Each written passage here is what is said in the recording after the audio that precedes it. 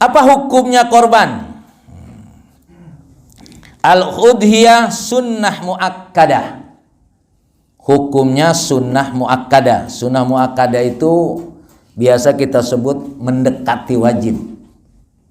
Ya, kalau sunnah saja, tapi sunnah muakkadah ini mendekati. Wa yukrah tarkuha ma'al qudrah 'alaiha. Walaupun dia sunnah muakkadah, tapi kalau punya duit untuk membeli daging binatang kurban tadi makruh. Ya, paham ya? Tidak wajib, sunnah muakkadah, tapi kalau kita punya duit, kita tidak melakukannya makruh. Makruh itu hanya dibenci oleh Allah gampangnya. Ente punya duit kagak mau berkorban, nah, awas kata Allah kira-kira begitu. Ya, jadi tarkuha ma'al qudrah 'alaiha, yukrah tarkuha ma'al qudrah 'alaiha. Posisinya kalau kita punya uang, maka makruh kalau kita tidak melakukannya.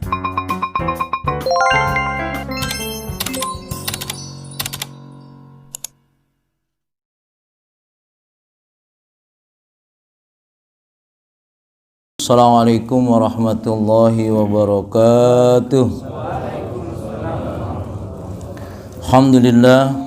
Alhamdulillahil qail fi kitabihil karim. A'udzu billahi minasyaitonir rajim.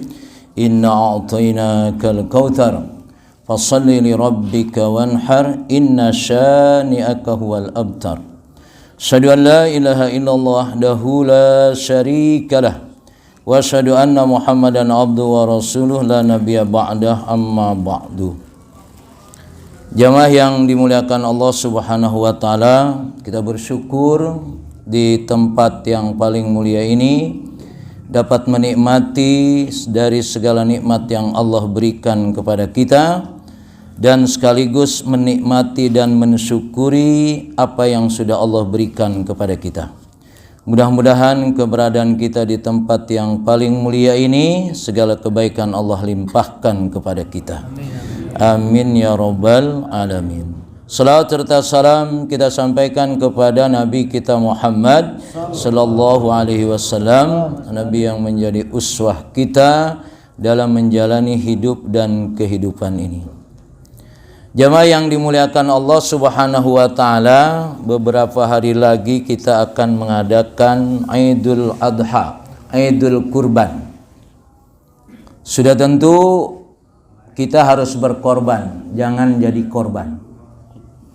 Kalau saya mengatakan berkorbanlah, tapi jangan jadi korban. Karena kalau keliru kita melakukan sesuatu, mengambil keputusan, malah jadi korban. Maka udhiyah ini juga bagian dari cara Allah membimbing kita untuk terus supaya kita taat kepadanya. Ramadan sudah berlalu dan baru Syawal sudah selesai, sekarang sudah nanti masuk Dzulqa'dah, Dzulhijjah. Dan akhirnya udhiyah ini sekaligus merawat takwa kita, menjaga nilai-nilai kebaikan yang kita dapatkan di bulan Ramadan. Bisa jadi lebih berat. Salahnya kemarin pas Ramadan selesai nggak mati sih. Kalau mati kan udah nggak ngerawat lagi, udah enak sudah. Sekarang kita masih berkorban lagi, berjuang lagi ya. Karena Ramadan yang sudah kita diampuni dosanya oleh Allah, sekarang kita jaga lagi. Mudah-mudahan sanggup menjaga sampai akhirnya Allah mengambil kita. Innalillahi wa inna ilaihi rajiun. Berkorban adalah bagian dari syariat ibadah. Maka dikatakan al-udhiyah. Udhiyah ini sebetulnya sebutan dari binatang yang disembelih, baik itu onta, sapi, atau kambing, yang itu terjadinya pada Yaumun Nahr atau pada tanggal 10 Dzulhijjah dan pada tanggal 11, 12, 13 yang disebut Ayyamut Tasyrik. Jadi hari ini sudah mulai kita berniatlah mau korban. Ya Allah Ustaz, duitnya belum kelihatan, ntar duitnya datang. Niatnya dulu kuatkan. Ada enggak keinginan? Kalau sudah ada keinginan, insya Allah. Ini kadang-kadang keinginan aja nggak ada, baru-baru korban, kredit gua aja belum habis, biarin aja kredit jalan terus. Tapi niatkan, insya Allah. Allah memerintahkan kepada kita untuk korban kaitannya dengan apa yang Allah firmankan, fasholli li rabbika wanhar. Maka sholatlah kamu untuk Rabb kamu dan berkorbanlah. Maka korban ini juga sekaligus menguji seberapa kualitas sholat kita. Jadi setelah diperintahkan sholat, lalu diperintahkan untuk berkorban. Jadi kalau sholatnya rada kurang benar, korbannya juga rada mikir-mikir. Dia korban juga bisa jadi, ya karena kebetulan duitnya banyak, kenapa nggak korban? Ya nggak enak lah, nah, ini masalah juga nanti. Maka menguji korban ini juga menguji nilai kualitas sholat kita. Karena bagaimanapun segala apa yang Allah perintahkan itu harus lirabbik, hanya untuk Allah. Jadi mudah-mudahan sudah tentu bagaimana sholat kita dan bagaimana korban kita, ini dua hal yang tidak bisa dipisahkan. Kita akan mengatakan, kalau kita tidak berani korban, jangan-jangan sholat kita belum beres lah kasarnya. Tapi bisa juga saya korban, sekaligus saya menunjukkan bahwa nikmat yang Allah berikan kepada saya adalah kenikmatan yang luar biasa. Jadi tinggal ngimbangin yang mana aja. Mungkin sholatnya belum sempurna, tapi duitnya banyak, ya sudah bismillah. Jangan begini, kayaknya sholat gue belum benar, nggak usah korban dah. Enggak, ya. Dua hal ini menjadi koreksi buat kita, agar apa yang Allah berikan kepada kita itu adalah hal yang dapat mendekatkan diri kepada kita. Apa keutamaannya berkorban? Ruwiya at-Tirmidzi an Aisyah anna Nabi qala ma'amila adami min amalin yaumin nahri ahabba ilallahi min ihraqidam.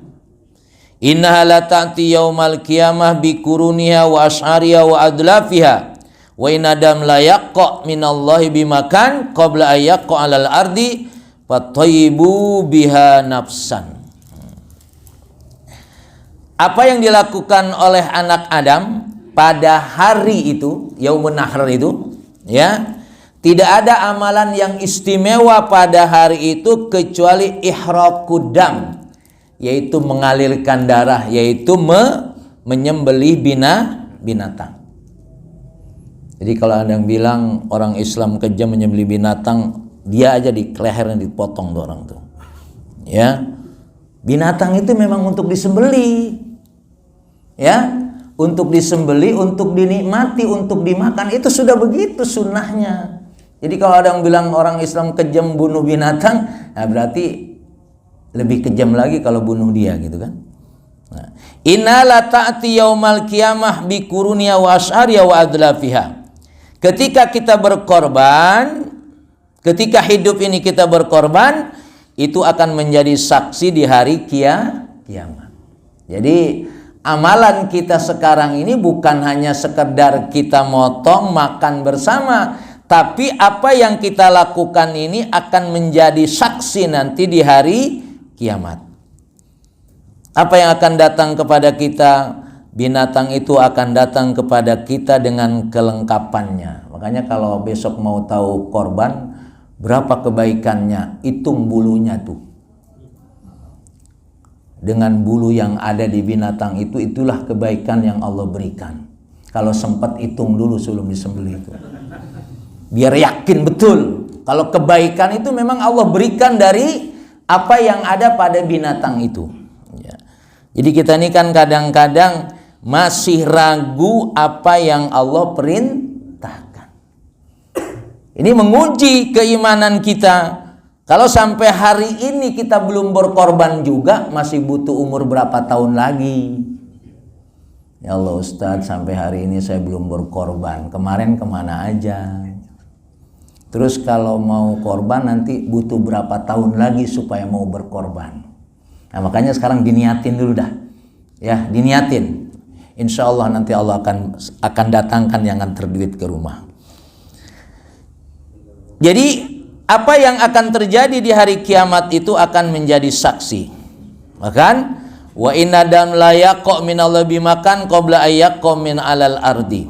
Ketika kita sudah berniat korban, ya, lalu kita menyembelih binatang tadi, sebelum darah itu jatuh ke bumi, Allah sudah mengampuni dosa-dosa kita. Ya. Allah sudah mengampuni dosa-dosa kita sebelum darah yang keluar dari binatang itu jatuh ke bumi. Ini kita masih banyak dosa apa enggak? Masih. Ya sudah, bismillah. Ya. Bahwa apa yang Allah akan berikan kepada kita ini adalah cara Allah ingin membersihkan dosa-dosa kita. Allah sayang betul kepada kita. Makanya terus ditawarkan, ya, diberikan tawaran-tawaran, diberikan bulan Ramadan yang terbaik. Dengan puasa di bulan Ramadan Allah ampuni dosa-dosa kita. Bisa jadi Ramadannya belum, ditawarkan lagi pada Idul Adha ini untuk membersihkan dosa-dosa kita. Ditawarkan lagi ibadah haji untuk membersihkan dosa-dosa kita. Cuma memang ibadah ini butuh modal, butuh duit. Tapi kalau kita yakin Allah akan memberikan, tidak ada yang tidak mungkin. Makanya tadi niatkan dulu, ya, niatkan dulu, ya Allah, Engkau sudah memberikan kesempatan kepada si fulan. Engkau berikan rezeki kepada mereka untuk berkorban. Berikanlah kepada saya agar saya pun bisa berkorban. Jadi ada keinginan. Ana inda dhonni bi abdi. Kata Allah dalam hadis qudsinya, ya aku sih tergantung hambaku. Kalau dia mau berkorban, kalau niat berkorban, bisa jadi Allah akan berikan jalan. Tapi kalau sudah begitu, ya boro-boro korban. Pokoknya utang aja belum beres, insya Allah utang kagak beres-beres, korban kagak dapet. Ya, makanya niatkan. Allah Maha Kaya, ya. Tergantung apa yang bisa kita jadikan niat tadi. Apa hukumnya korban? Al-udhiyah sunnah muakkadah. Hukumnya sunnah muakkadah. Sunnah muakkadah itu biasa kita sebut mendekati wajib. Ya, kalau sunnah saja, tapi sunnah muakkadah ini mendekati. Wa yukrah tarkuha ma'al qudrah 'alaiha. Walaupun dia sunnah muakkadah, tapi kalau punya duit untuk membeli daging binatang kurban tadi makruh. Ya. Paham ya? Tidak wajib, sunnah muakkadah, tapi kalau kita punya duit, kita tidak melakukannya makruh. Makruh itu hanya dibenci oleh Allah gampangnya. Ente punya duit kagak mau berkorban, nah, awas kata Allah, kira-kira begitu. Ya. Jadi tarkuha ma'al qudrah 'alaiha, yukrah tarkuha ma'al qudrah 'alaiha.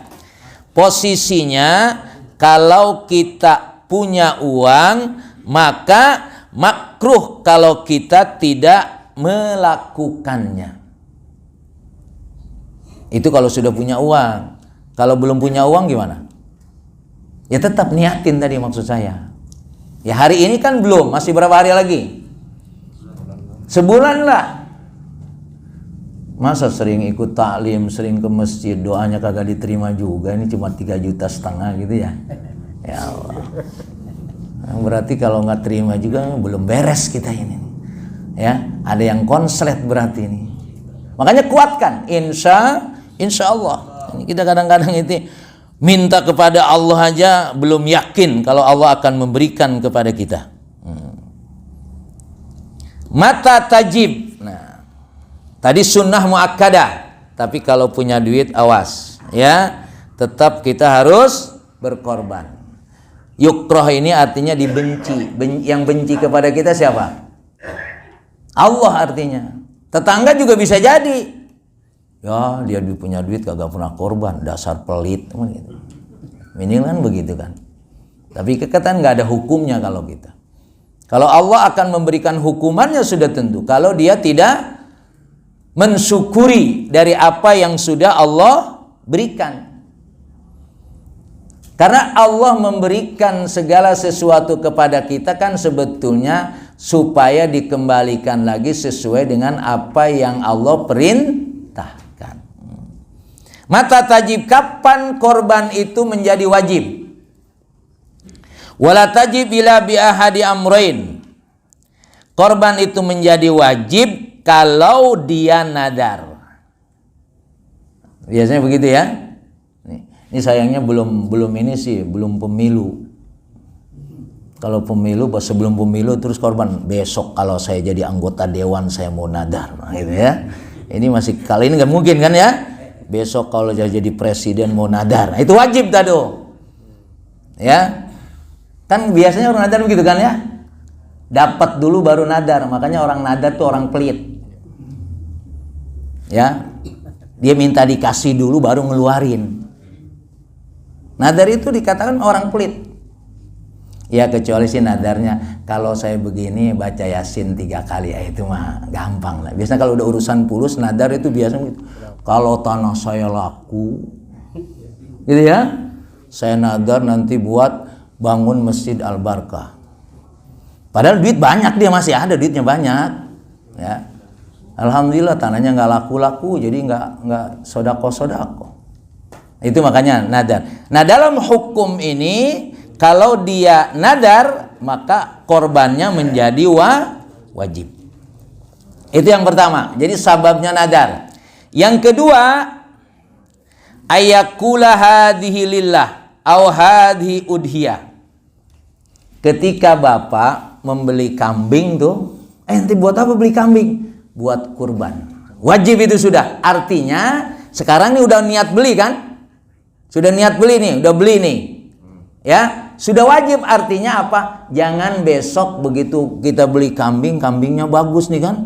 Ada yang mau jual, ada yang mau beli. Ini kambing ente kayaknya cakep ini. Iyalah buat kurban. Ya, kalau anak beli gimana? Nah, nggak boleh itu. Karena itu sudah kita serahkan untuk kurban. Nah, jadi sudah diniatkan untuk kurban. Jangan dipindahin, jangan dicabut. Walaupun beda nanti. Kalau nadar yang tadi yang pertama itu dia tidak boleh menikmati dagingnya. Kalau nadar. Nah, kalau dia nadar tidak menikmati dagingnya. Karena kalau kita korban biasa, boleh nggak kita makan dagingnya? Boleh. Tapi kalau nadar tadi tidak boleh. Ya, tidak boleh menikmati dagingnya. Tapi kalau diberi sama panitia itu lain. Ya, tapi daging yang kambing yang kita sembelih tadi, kita tidak boleh mengambil sepertiganya. Kalau itu nadar. Nah, apa hikmahnya? Saya akan lebih suka nyebut apa untungnya. Kadang-kadang kita kayak takut nggak dapat untung kalau kita melaksanakan perintah Allah. Kalau melaksanakan perintah Allah, insya Allah untung terus pak. Kagak ada ruginya. Ya, kagak ada ruginya, untung terus. Hikmahnya dikatakan di sini wa uludhiya syara'ahallahu ihya al-dzikr Ibrahim wa tawsi'atan ala nas yaumal aid.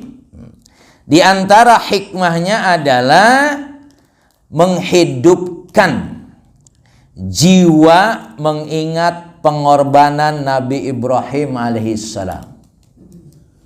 Nabi Ibrahim alaihissalam ini adalah dia lama nggak punya anak. Terus menikah lagi. Jadi bapak kalau punya anak mau nikah lagi beda nanti. Kalau nggak punya anak dalilnya ini.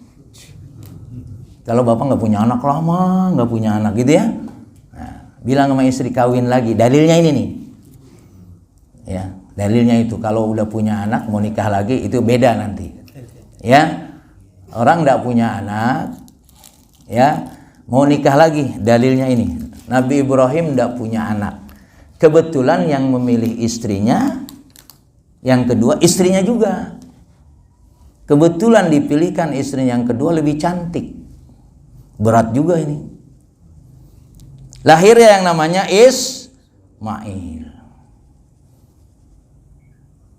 Nabi Ibrahim ketika belum punya anak, Masya Allah, begitu taatnya kepada Allah kira-kira.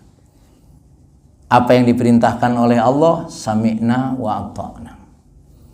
Allah akhirnya ingin menguji seberapa ketaatan Nabi Ibrahim ketika dia sudah punya anak. Walamma balagha ma'hu sa'ya qala ya bunayya inni ara fil manami anni adbahuka fandur madza tara. Ismail sudah menjelang dewasa, lalu Nabi Ibrahim mimpi, inni ara fil manam, aku bermimpi ketika tidur. Ini kadang-kadang ada orang nggak tidur tapi kayak mimpi gitu kan. Yang namanya mimpi itu kalau tidur. Apa mimpinya?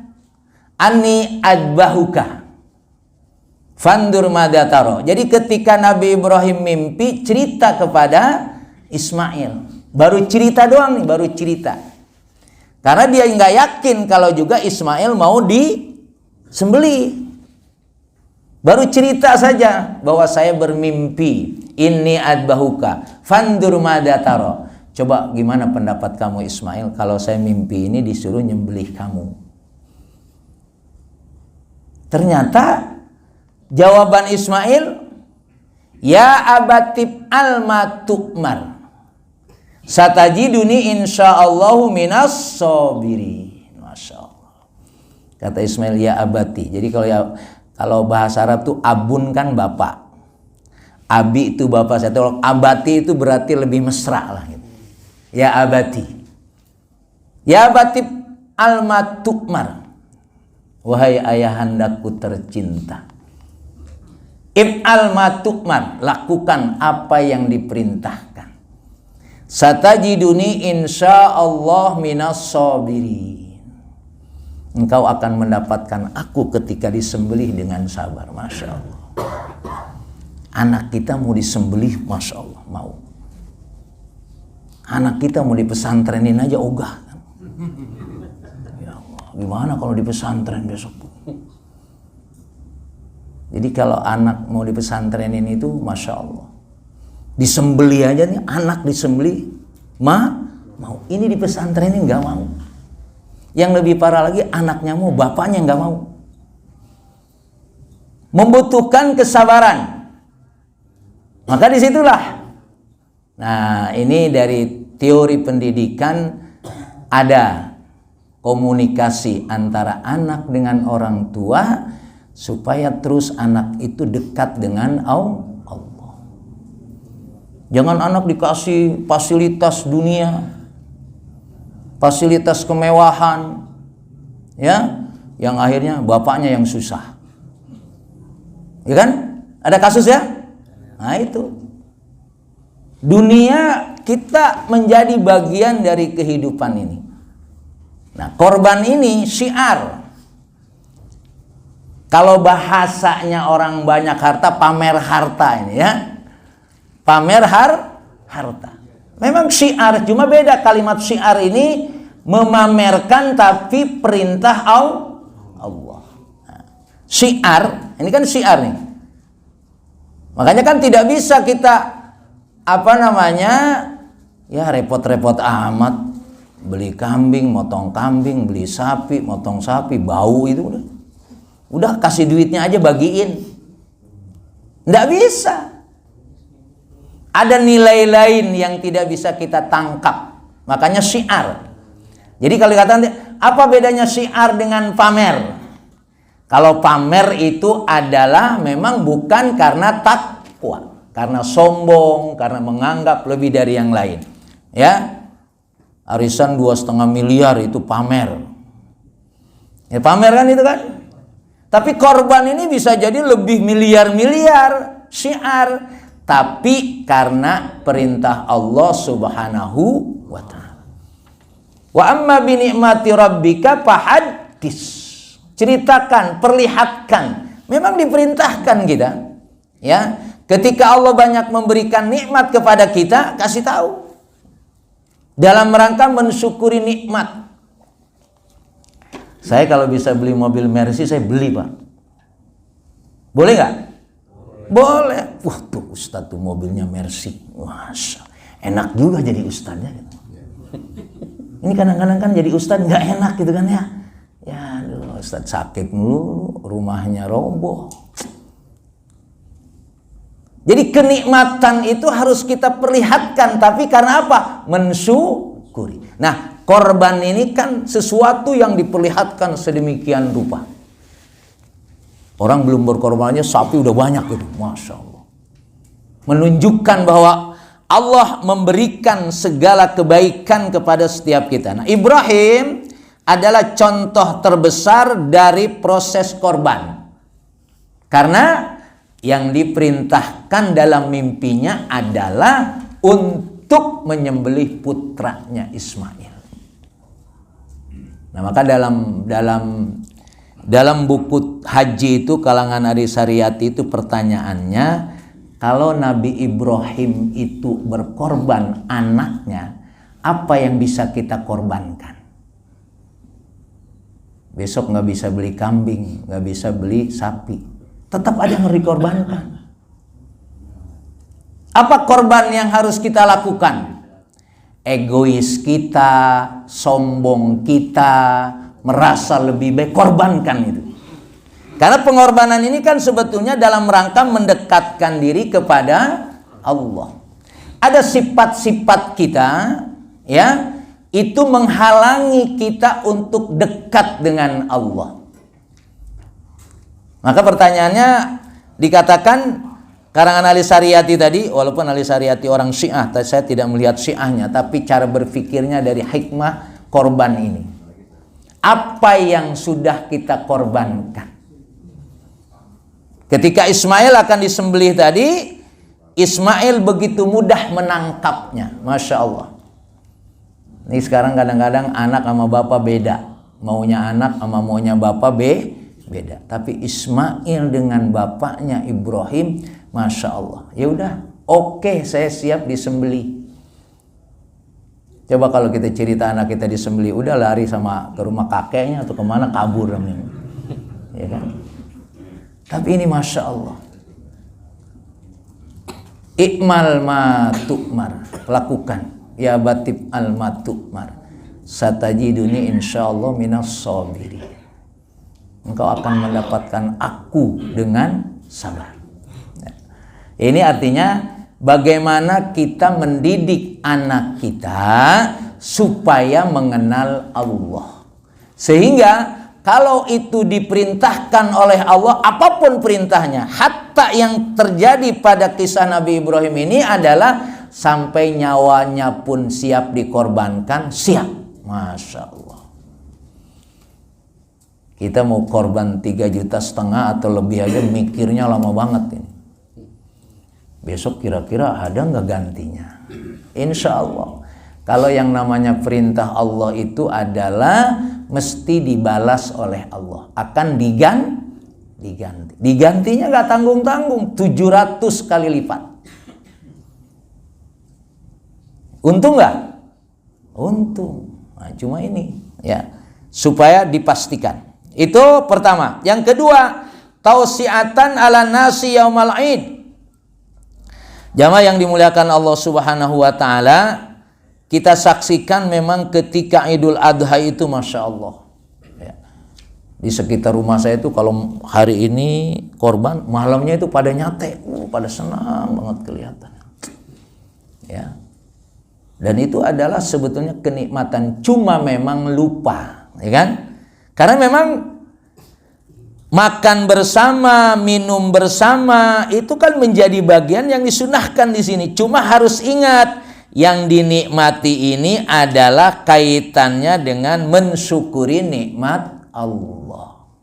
Ini cuma satenya doang yang dia ingat. Ya, yang dia ingat dapat satenya doang, dapat dagingnya doang. Tapi dia tidak pernah merasakan ini adalah nikmat dari Allah yang luar biasa. Jadi makanya kalau hari ini korban, terus kita malamnya di sini makan, nyate, boleh Pak Hadi. Ya. Ada rasa kebersamaan. Kita syukuri apa yang Allah berikan tadi dengan apa? Dengan menyadari inilah nikmat-nikmat yang Allah berikan kepada kita. Karena kita kadang-kadang lupa memiliki sesuatu itu karena menganggap yang kita miliki itu seolah-olah hanya dari kemampuan kita. Itu kan cara berpikir Korun, kan begitu Korun? Ya. Korun mengatakan aku memiliki harta ini karena ilmuku. Dia menganggap apa yang dimiliki itu dengan kehebatan dirinya. Maka murka Allah, akhirnya ditenggelamkan dia. Jadi makanya apa yang Allah berikan kepada kita bukan karena hebatnya kita, tapi itu adalah titipan Allah. Itu adalah amanah, ada hak orang lain. Maka di sini wa tausiatan 'alan nas. Jadi rezeki yang Allah berikan kepada kita, ya kita sebar. Maka semua orang menikmati. Makanya kan kalau korban ini kan tidak hanya orang miskin yang menerima, semua orang boleh menikmatinya. Makanya ada cerita kan begini, kalau orang kaya mungkin sering makan daging itu. Assalamualaikum, salam. Ada apa? Ini ada daging dari panitia. Ada, cantolin aja dari situ. Aduh, Masya Allah. Cantornya di pagar, tiket pagar. Karena dia pikir daging biasa. Ini bukan urusannya daging, bukan. Urusannya mensyukuri nikmat yang Allah berikan kepada kita dan membagi nikmat kepada orang banyak. Repot nggak itu korban kita nih? Repot, Masya Allah ya. Masya Allah. Pokoknya serepot-repotnya pun ada kita ingin melakukan. Karena memang ini perintah Allah.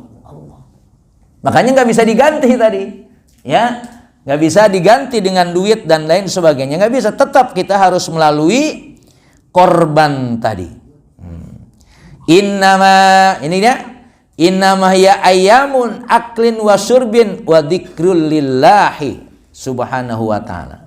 Rasul mengatakan memang hari ini hari-hari makan dan minum. Tapi makan dan minumnya sekaligus kita ingat kepada Allah. Jadi ada kita makan bersama, minum bersama, Masya Allah. Pada hari itu, kata Rasulullah, innama hiya ayyamu aklin wa syurbin. Hari ini memang hari kita makan dan minum. Kita kadang-kadang mungkin makan bersama sama keluarga aja gitu ya. Nah ini makan semua. Ya, makanya sudah mulai kan, bahan-bahan untuk bakar udah mulai itu di warung-warung itu. Ya. Udah mulai ngelirik-ngelirik bambu nih buat nyolok daging. Udah apa? Bismillah, mudah-mudahan. Jadi sudah mulai orang merasa akan menghadapi kenikmatan hidup yang bahagia. Ya mungkin bapak-bapak yang sudah terlalu banyak makan daging itu lain lagi ceritanya. Maka sekarang giliran lu dah, gue udah banyak makan daging dah, lu bagiin tuh. Ya, apalagi kalau gua makan malah bahaya ini. Ya, udah bagi udah, mensyukuri. Maka tadi innama hiya ayyamu aklin wa syurbin wa dzikrun lillah. Jadi hari-hari makan, hari-hari minum, tapi sekaligus adalah ingat kepada Allah. Bahwa kita bisa makan, bisa minum ini semua dari Allah Subhanahu wa ta'ala. Saya akan pilih-pilih aja ini, karena ini cuma ngulangi aja sebetulnya. Kemudian sudah tentu yang mau dikorbankan daging kambingnya harus bagus, ya kan? Binatangnya harus bagus. Memilih gampang apa susah? Susah memilih. Ya, memilih kambing yang bagus tuh kayak gimana? Ya, harus yang terbaik. Dari apa yang mau kita korbankan, yang mau kita serahkan kepada Allah ini yang terbaik, maka memilih tidak gampang. Orang baik insya Allah memilih yang baik. Memilih presiden gampang apa susah? Hah? Susah. Kalau dia orangnya kagak beres, pasti milih yang kagak beres. Maka kebaikan akan berhadapan dengan kebaikan. Kita dilatih nih, sebelum milih presiden, milih kambing dulu. Lah milih kambing gak gampang itu. Ini maunya yang murah, yang bagus, ya nggak bisa. Ya, ada nggak kambing yang nakal? Ada. Nah, ini karena memilih presiden, milih kambing juga udah pinter. Oh ini sapi ini cakep. Karena syaratnya harus yang terbaik. Jangan asal kambing, ya. Jangan asal sapi, jangan. Harus kambing yang terbaik. Tidak ada cacatnya, ya.